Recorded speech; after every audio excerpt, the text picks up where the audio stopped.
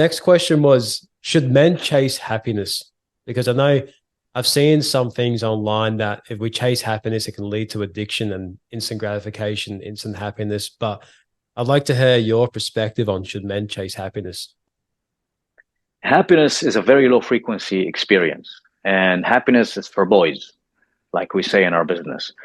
Gratitude is for men. So if you're tapping into something that's fleeting, like happiness, or chasing perpetual pleasures, that shit makes men weak. Okay. Men are not supposed to prioritize comfort and happiness. Their job is to prioritize discomfort and then reward themselves for enduring the discomfort. Yeah.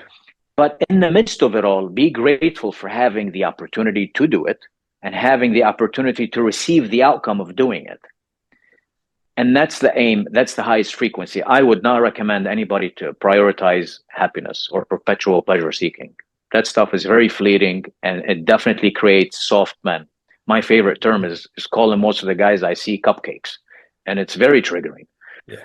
Simply because they live a lifestyle that prioritizes comfort. It's like just those instant Every dopamine mistake. hits. Yes, exactly. That's exactly the issue. Every mistake that has been made by every individual that's trying to get clean from drugs, that's trying to overcome their mental health issues, that's trying to basically change their investments in their social circles and employment, they usually, revert back to what's familiar because it's perceived as comfortable. It's not even comfortable. It's perceptually comfortable because of familiarity. So there's a huge difference.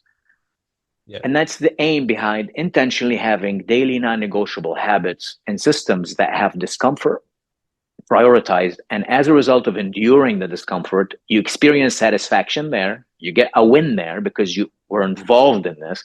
And then you collect on the outcome, and then you reward yourself for it. It's like they might not even be like satisfactory. It's just comfortable in the moment, or it's familiar. So it feels like it is a win in the moment, but in the long term, on the grand scheme of things, it's not.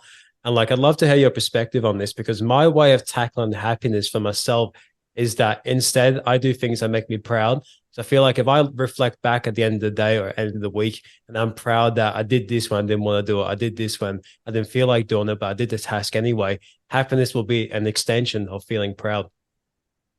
Is it happiness or is it gratitude that you feel? Gratitude. There you go. The gratitude is way higher on the frequency chart. If you type in frequency charts for human brains and you start to see human experiences, gratitude is very high. I mean, it's right under enlightenment. But happiness doesn't even match from an energy and from a frequency standpoint. I'm not saying don't pursue happiness, but why go for happiness if you can go for something higher, you know? Yeah. That's great.